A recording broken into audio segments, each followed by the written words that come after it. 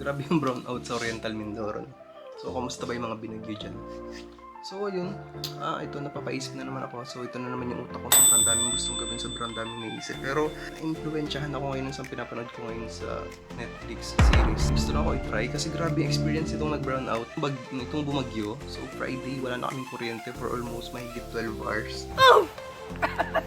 So, grabe no. I mean, ngayon ko lang ulit naranasan yung ma-disconnect sa online world. Like, for mahigit 12 hours, wala kaming internet at walang kuryente. Nakakapanibago, pero refreshing.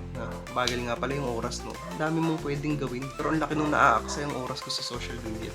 So, gusto ko lang mag-experiment. Ano ba mawawala sa akin kung mag-disconnect ako sa social media? So, in the next couple of days, weeks, tumagal ng weeks. Feel ko months, hindi ko kaya, hindi ko sure eh. Feel ko, gahanap na rin ako ng update. Ako gusto ko talaga mag-content, pero hindi ko alam kung anong pumipigil. So siguro, masayang experiment to. Mag-upload ako ng content, hindi mag-check social media detox, pero gusto ko mag-upload. Diba? Para hindi ko makita yung kung ano mga sasabihin nyo or what, or kung wala namang manonood. Okay lang din, gusto ko lang din magsalita kasi ito yung hobby ko. Ayun, gusto ko lang try.